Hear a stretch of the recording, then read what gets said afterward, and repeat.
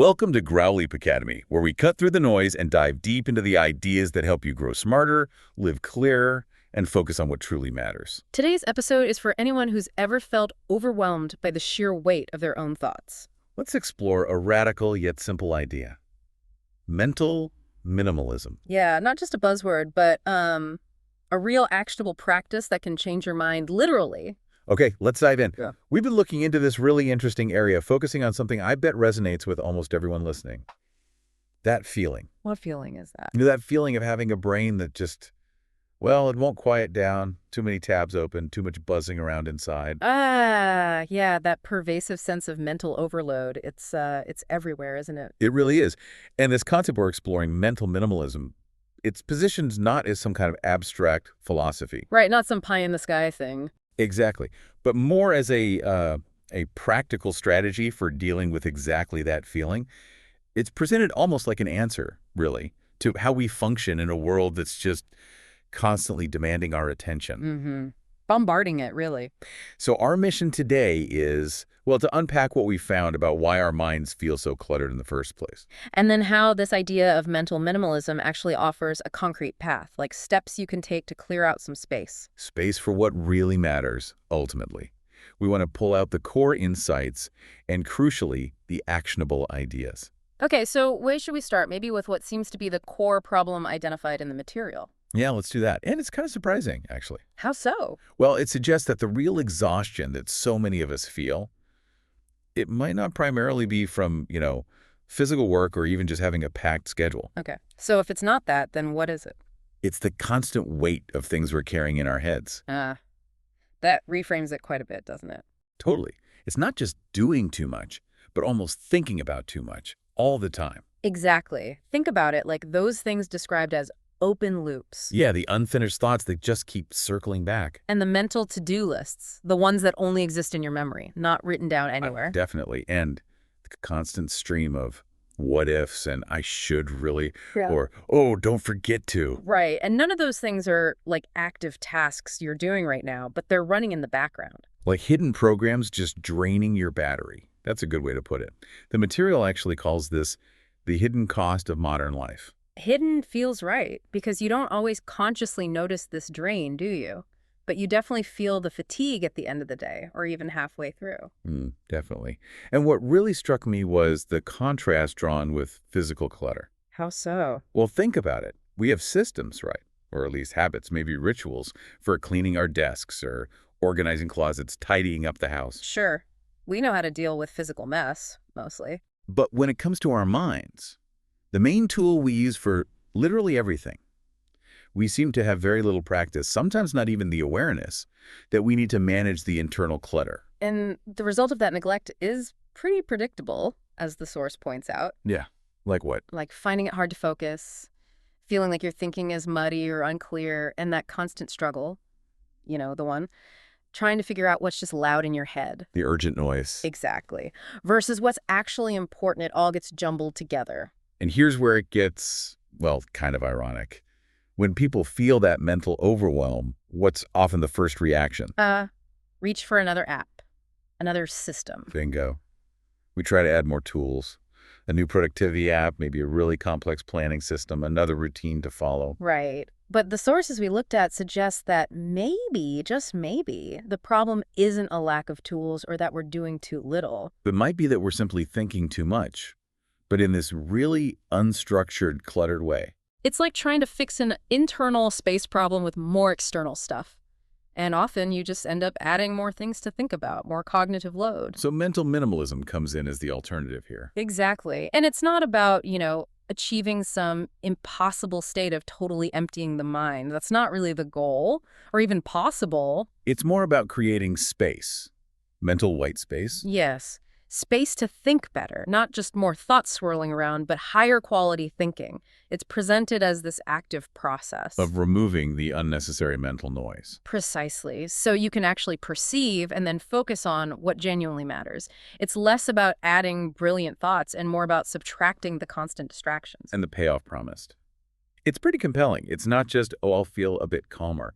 Though, honestly, that alone would be a huge win for most people. Right. But the sources suggest more. becoming sharper, more decisive, more intentional in your actions. Less reactive, maybe. More strategic. That's the idea. That seems to be the superpower this approach unlocks. The superpower of inner silence in a very noisy world. When you cut down on that constant internal chatter, you free up mental capacity. And you can then be more deliberate about where you actually point your attention and your energy. Okay, so that's the what. But why? Why are our brains right now in this modern world so susceptible to this kind of overload? Well, the material makes a really strong case that essentially our brains are running on ancient software. Like hardware evolved for a completely different world. Exactly. Operating on today's high-speed, chaotic network, our brains evolved over millennia, right? In environments that were vastly different. What kind of environments? Ones where the priorities were immediate threats, understanding social dynamics in small tribes, processing sensory input directly related to survival, finding food, shelter, safety. They weren't built for the sheer scale and, maybe more importantly, the speed of information we face now.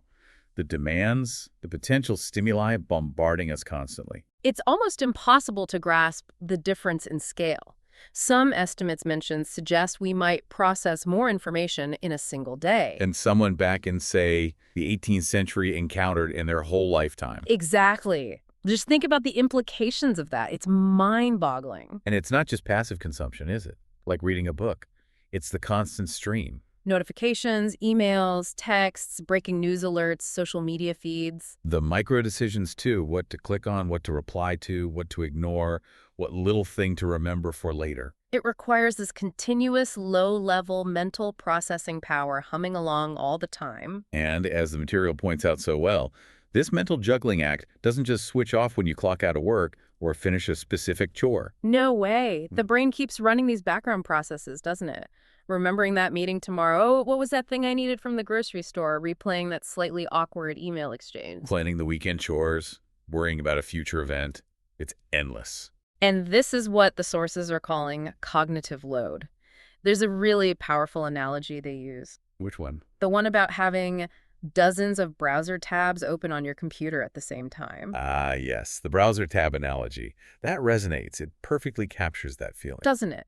Because each tab, even the ones you're not actively looking at right now, is still consuming some amount of processing power. Your mental RAM, so to speak. So your system isn't necessarily broken. No, it's just weighed down, slowed down by all these background tasks, these half-finished processes, this mental clutter. And the material argues this clutter isn't just annoying, it actively kills clarity. Absolutely, because when everything feels urgent just because it's taking up space in that crowded mental landscape, then nothing can really stand out as truly important. It all just becomes noise. Which leads to that scattershot focus, right? Fragmented attention. Feeling incredibly busy, but also strangely ineffective at the same time. You see this manifest in behavior too, don't you? The sources describe things like doing tasks halfway. Making reactive decisions under pressure because you don't have the mental space to think clearly. Forgetting things you know you were supposed to remember. Having to redo work. And that feeling of being completely overwhelmed by tasks that should be simple. Not because the task itself is hard, but because your mental bandwidth, your RAM, is already maxed out by all the internal noise before you even start. What's particularly insightful, I think, is the observation that we've largely just accepted this. Normalized it. Yeah, we kind of shrug and say, well, that's just life now. This constant internal hum of obligations, worries, half-thoughts. We really underestimate how much energy that background noise is costing us, day after day after day. But the material doesn't just leave us there. It suggests there is an alternative path. A fundamental shift. Yeah, a shift away from what feels like an addiction to constant input and reactivity. Towards what? Towards a state of more intentional focus. It's about consciously choosing where your limited mental energy actually goes, making a choice. And that really is the essence of this mental minimalism idea, isn't it? I think so. It's not about trying to simplify the external world. Good luck with that. It's about intentionally curating the landscape inside your own mind. Okay, let's dig into that definition a bit deeper then. Yeah. We've used the analogy of cleaning up your computer desktop, applying it to the mind. It's about inner space, not the physical room you're in. Right. And the core idea behind that is simply acknowledging that our minds have finite resources. Limited storage, Yeah. limited energy for deep focus, limited processing power for complex thinking. Exactly. And most of us, most of the time, are trying to run way too many demanding programs all at once on that limited hardware. So the central question the sources pose, it seems simple on the surface, but it's actually really powerful. Which is, What is taking up space in your head right now that doesn't actually need to be there? oof. Yeah, that's a big one.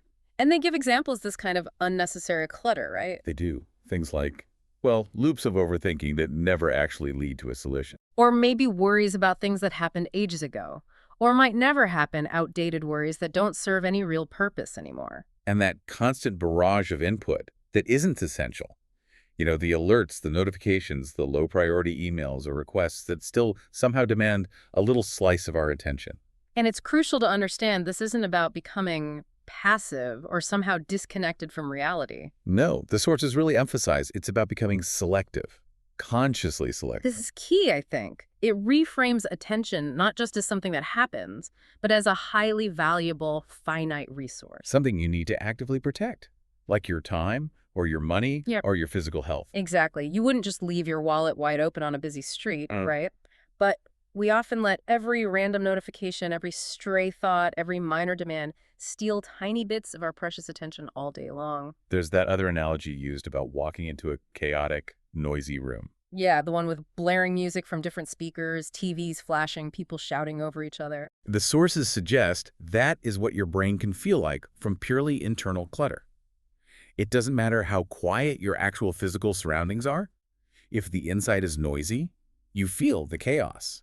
And the power then comes from the choice. The material really highlights this. The choice to do what? To actively tune out, remove, or simply ignore the noise that is loud but ultimately meaningless. So you can finally hear what's quiet but essential. Precisely.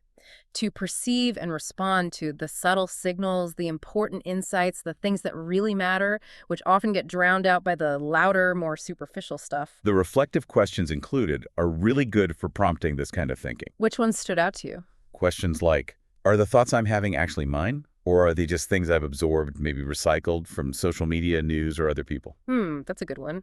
Or are these worries I keep circling back to based on actual present threats, or are they just old mental habits, patterns of thinking? And this one, am I delaying making a decision because the issue itself is genuinely complex and needs more thought? Or is it simply because my mind is too cluttered right now to process it clearly? Asking those questions really forces you to confront the state of your own internal landscape. It raises that fundamental point. Maybe the solution we need isn't always more time, or finding more information, or just trying harder. Maybe what we really need is just fewer distractions, more mental white space. Think about it. When do your best ideas usually surface?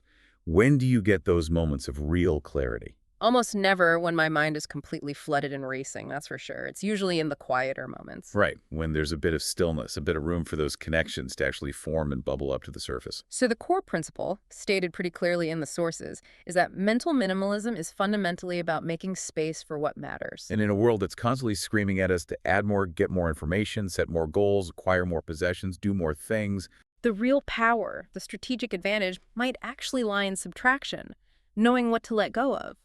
that connects really well to the next point, which kind of pushes back against a common cultural idea. Which idea is that? The idea that thinking less could actually make you sharper.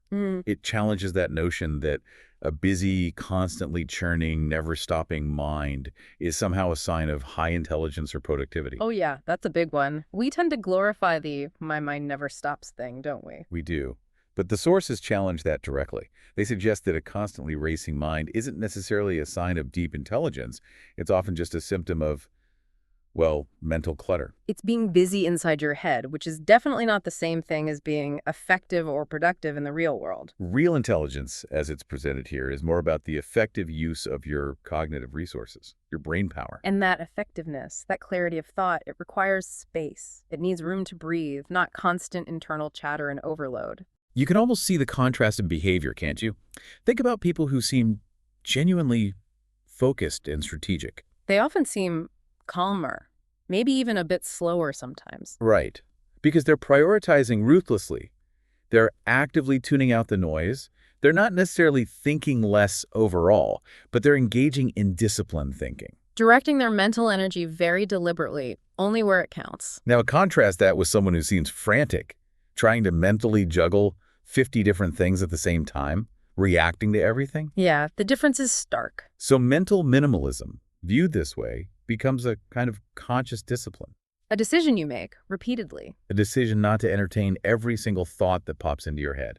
A decision not to get sucked into solving hypothetical problems that haven't happened. Not to mentally micromanage some future scenario in excruciating detail before it even begins to unfold. This source puts it really well. It's strategy, not ignorance. I like that. It's not about burying your head in the sand or pretending problems don't exist. It's about strategically allocating your very limited mental resources, your attention, your energy, only to what is genuinely important and actionable right now. Because every thought, even a fleeting one, has a tiny cost in terms of energy and attention.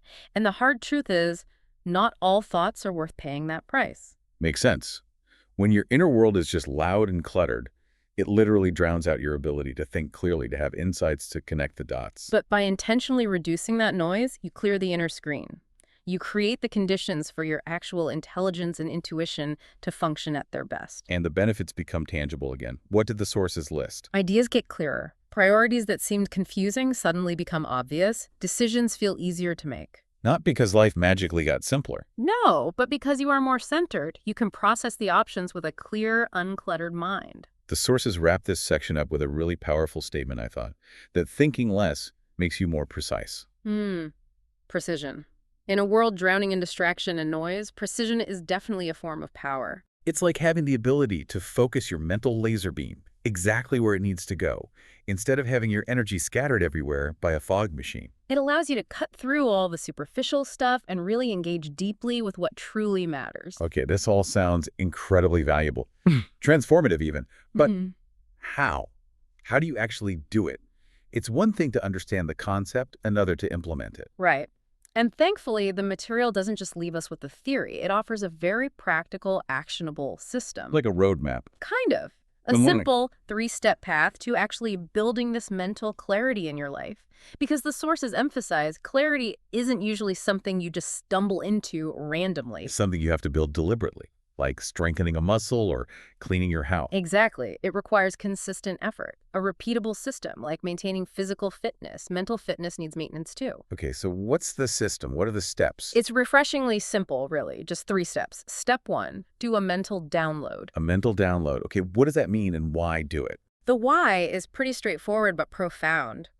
Our brains just aren't designed to be long-term storage units for dozens and dozens of unresolved items, tasks, worries, ideas. They're more for processing and creating. Exactly. Yeah. Trying to keep all those open loops constantly active in your head is like, well, it's like asking your computer to run 50 demanding programs using only its active memory, its RAM. It bogs everything down. So the download is like clearing the RAM. Precisely.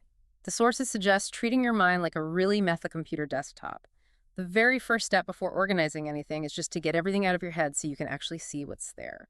Drag all the files into one folder, so to speak. Okay, makes sense. And the how? How do you actually do this download? Super simple. Grab a notebook and pen, open a blank note on your phone or computer, maybe even just talk out loud into a voice recorder if that works for you. And then just dump everything. Everything. Whatever is swirling around in there. Unfinished work tasks, nagging worries, conversations you keep replaying, things you feel you should be doing but aren't, appointments to remember, grocery items, small anxieties, big picture concerns. Just let it all pour out. Let it all flow. The sources really stress this point. No editing as you go, no judging yourself for what comes out, no trying to organize it yet. So it's just pure mental housekeeping. Get it out of your head and onto an external format where you can see it. Exactly. Freeing up that precious mental RAM is the only goal of step 1. Okay, got it. Download complete. What's step 2? Step 2. Set mental filters on purpose. Filters. Okay, so once everything is out and visible, you've got this inventory of your mental clutter. Now what? Now you shift gears. You step back and become the deliberate curator of your own mind. You start making conscious choices about what gets back in or what stays on the list. This is where you look at that big list from the download and start asking some tough, honest questions, like the ones the sources proposed. Exactly those questions. You look at the whole list and ask things like, okay, realistically, what on this entire list actually matters? Let's say this week. Or even just today. And maybe even more specific, which 3 things, maximum 3 on this list, truly deserve my focused energy right now? Yes. And just as importantly, what can I honestly look at on this list and decide right now to delegate to someone else or postpone intentionally, or maybe just delete?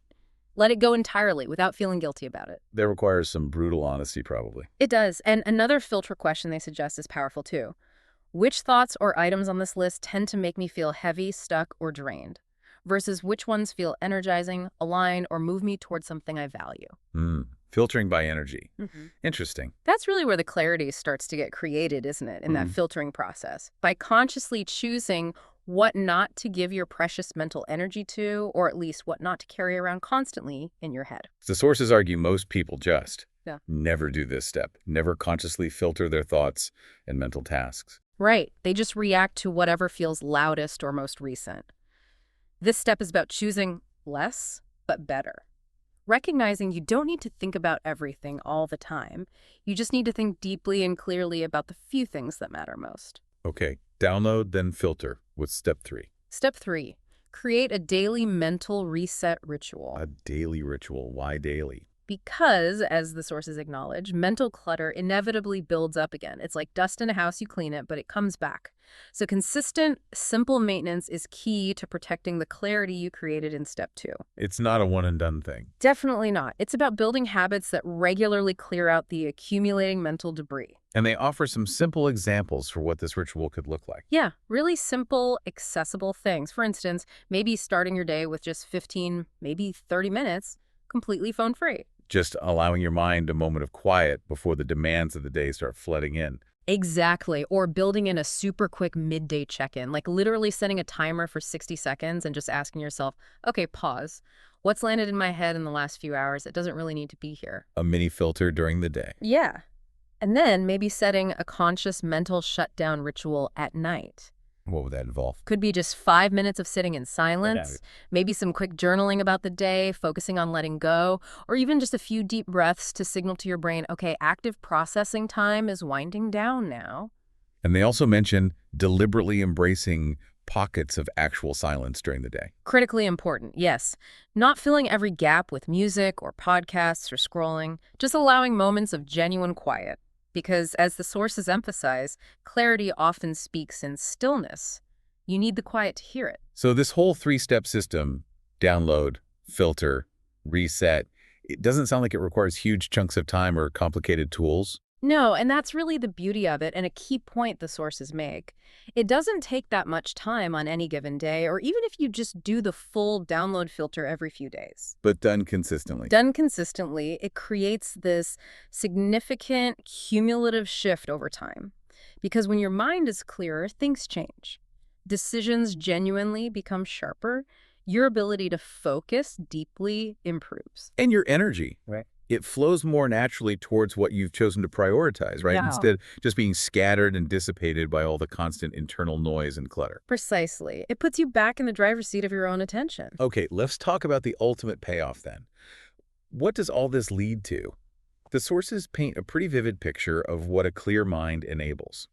Basically, a clearer, more intentional life overall. Yeah, they use that really powerful metaphor comparing your mind to a workshop versus a warehouse. Explain that one. Well, the workshop is the ideal state, right? Yeah. It's a place where ideas have room to breathe, where priorities can be clearly seen and worked on, where your actions feel guided by a sense of calm intention.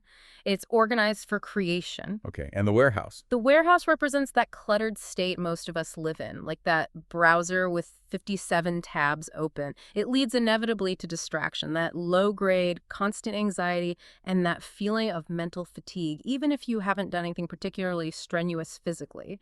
It's just full, disorganized storage. And the core message, which gets reiterated towards the end, is that the solution isn't necessarily finding more motivation or a slightly better to-do list app or learning another productivity hack. No. What's fundamentally needed, it seems, is mental clarity itself. And that clarity comes primarily from the practice of subtraction, removing the noise, and actively seeking moments of stillness, not just adding more layers on top. Protecting your inner quiet. The sources present that as possibly the most powerful thing you can actually do in a world that seems specifically designed to steal your attention at every turn. It's framed not just as a nice to have, but potentially as your most valuable asset in navigating modern life effectively. Because when your mind is clear, things shift. Your priorities stop feeling like this tangled mess you have to fight your way through. They just become more obvious. You see them clearly. And decisions. They stop feeling like these agonizing battles. They feel lighter, more aligned with what you actually want. And that energy you felt was missing, it wasn't gone. It was just being consumed by keeping all that internal chaos spinning. When the chaos reduces, the energy flows naturally towards focused action again. That really gets to the heart of mental minimalism, as described in these sources, doesn't it? It's not about achieving some empty, zoned-out Zen state just for the sake of it. No, not at all. It's about clearing out the noise and the mental clutter quite specifically to make space. Space for what, exactly? Space for the thoughts that truly matter. Space for the insights that can actually move your life forward. Space for the capacity to choose your responses intentionally rather than just reacting automatically. The sign that you're actually on the right track with this, according to the material. It's when your brain starts to feel less like that overstuffed, messy storage closet. And more like a clean, organized room. With space to move, space to think, space to breathe. A sense of inner spaciousness, maybe, and a feeling of more deliberate control over your own attention. Exactly that. Okay, so the material doesn't just leave us with the concepts and the system. It ends with a very direct, very actionable challenge for you listening right now. Something concrete you can try, literally today. Yeah, it's simple, needs no special equipment, but it can be incredibly revealing and maybe quite impactful. What's the challenge? The challenge is this. Take just 10 minutes, that's it, 10 minutes, sometime today, and do that mental declutter download we talked about. Step 1 of the system? Exactly. Grab a piece of paper, open a blank note on your phone or computer, set a timer for 10 minutes, and just write. Write down everything that you feel is taking up space in your head right now. Every little worry that's circling around, things you feel behind on at work or home, any unresolved conversations or situations nagging at you, things you need to remember for later, small anxieties, big picture fears. Just get it all out. Externalize it onto the page or screen. And remember the rule, no editing as you write, no sorting, no filtering, no judging. The only goal for those 10 minutes is pure, uncensored mental dump. Get it out of your head. Okay. Timer goes off. 10 minutes are up. What then? Then take a nice deep breath, look at that list you've just created, and then you ask yourself those critical reflection questions from the filtering step, step 2. Questions like? Like looking at this whole list, what on here actually deserves my focused energy tomorrow? Yeah. What's truly important? What can I look at on this list and consciously, deliberately decide to let go of? Maybe just for today, maybe for longer. What's just noise? And that powerful question, if my mind wasn't constantly full of all this noise, what would become clear? What would I naturally focus on then? And here's the really powerful next step in the challenge. Circle just 3 things. Pick only 3 items from that entire mental download list. Only 3. That's it. That's the challenge. Those 3 things are the only things from this entire brain dump that you will intentionally allow yourself to carry or focus on tomorrow. Just 3. Everything else you try to consciously set aside for now. Wow. That forces some serious prioritization. It really does. And the recommendation is to try repeating this practice, maybe not the full 10-minute dump every day, but the filtering and choosing maybe every few days. It's about building that habit, right?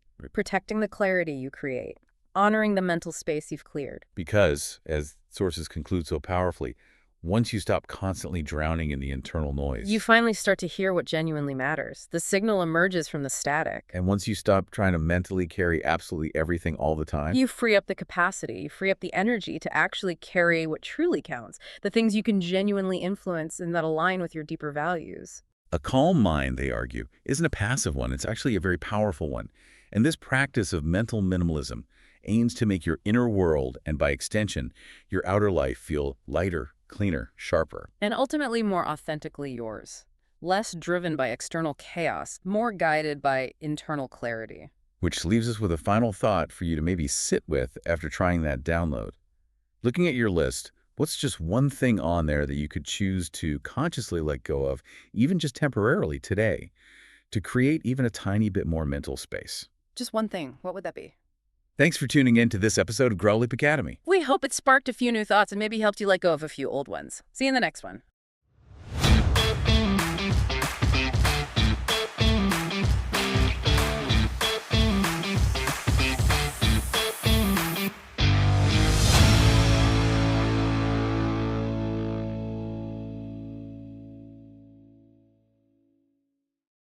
Thank you for listening. If this episode resonated with you, the best way to support the podcast is to hit like, subscribe to the channel, and share it with someone who needs to hear it. Every bit of support helps us keep creating content that actually matters. See you in the next one.